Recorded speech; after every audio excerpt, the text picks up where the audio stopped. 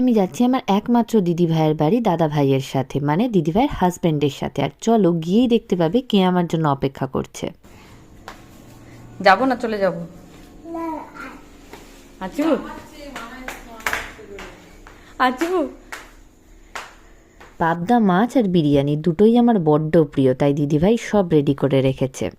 এটা শুনে অবশ্যই কমেন্টস করে জানিও কেমন লাগলো।